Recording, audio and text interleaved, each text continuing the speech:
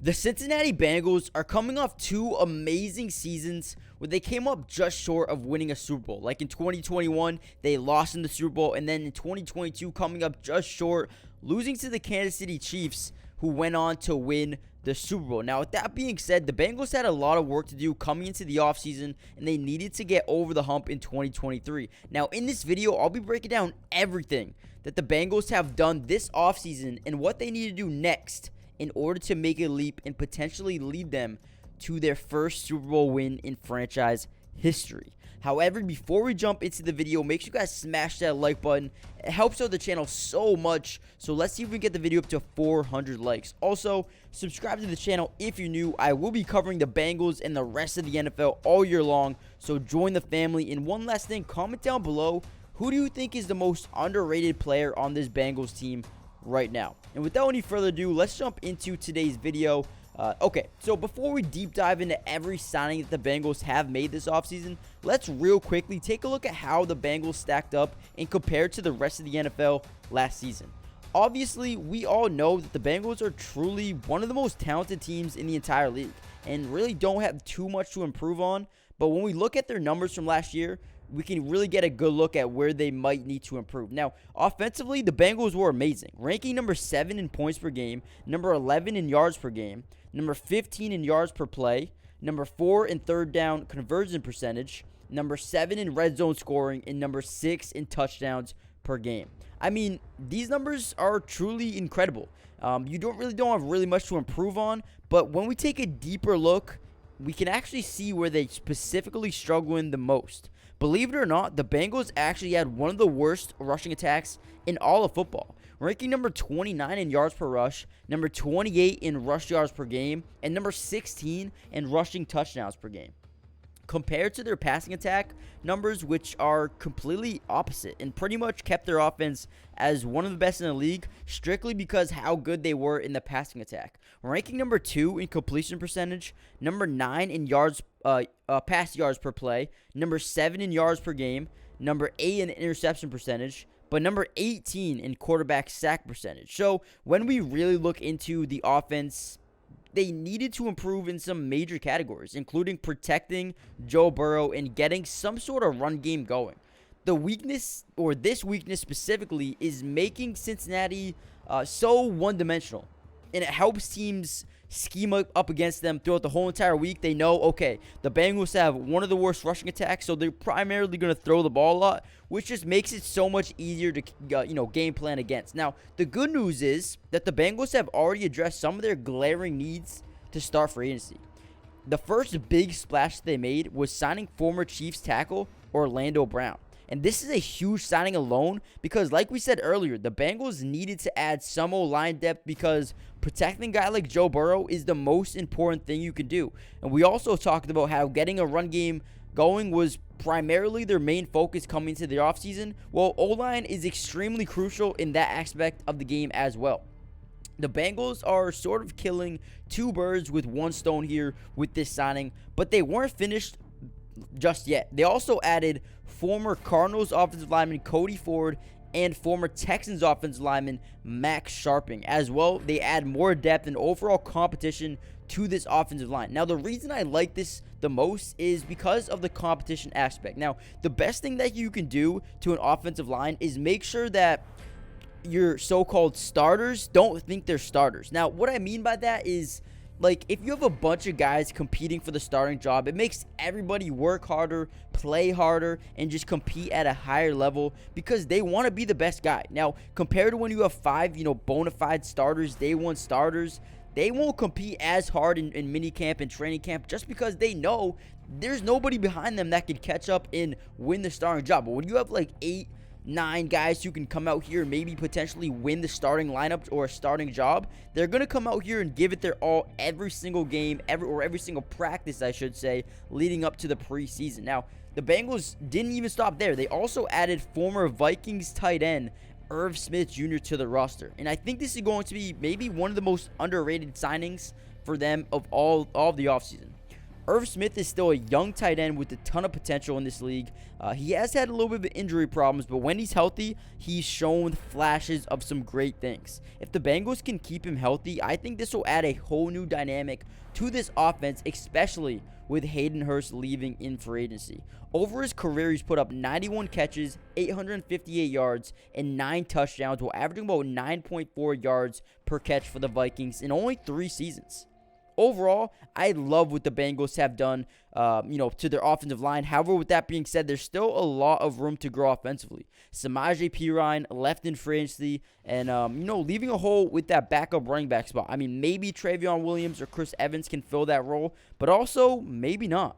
The Bengals were looking into bringing in Zeke for a little bit of time, which tells me that they maybe aren't 100% committed or confident in the depth behind Joe Mixon. So that's still an area I would like them to improve on. And lastly, I do think they need to add maybe some more wide receiver depth or even tight end depth as well, because when you look behind their starting guys, you got Jamar Chase, T. Higgins, Tyler Boyd, and Irv Smith. But after that, it gets a little bit scary. You got Trent Taylor, who I do like, and Trent Irwin, who's pretty good, Stanley Morgan, and Kwame Lassiter. Not too great. The depth is not too great at wide receiver. There's some guys that like some potential there, but adding to that wide receiver core is crucial going into training camp, mini camp, and the preseason.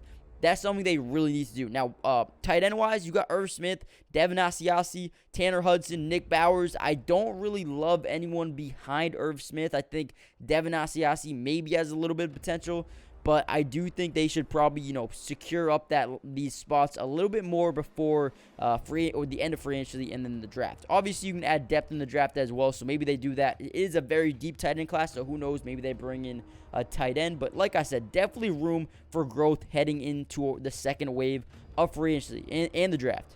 Now, before we jump into the defensive side of the ball, make sure you guys smash that like button if you're enjoying the video so far. I will be covering the entire NFL offseason, which includes the rest of free agency, the draft, any trades that happen. So make sure you guys subscribe to the channel if you're new, and let's just begin to start a crazy family here on YouTube. I appreciate y'all, but let's get into the defense. So defensively, the Bengals were very solid last year, as well as, we knew coming into the offseason that the defense could drastically change with some big names, being free agents, especially in the secondary, like guys like Jesse Bates and Von Bell, as well as Jermaine Pratt. But I do think Jermaine Pratt is coming back to the Bengals, so that is good. But like I said, Jesse Bates and Von Bell, they're gone. Those are the 2 starting safeties for them last season, and they needed to quickly replace them. Now, last season, the Bengals ranked number 5 in points allowed, number 17 in yards allowed, number 16 in yards per play allowed, number 19 in third down conversion percentage, number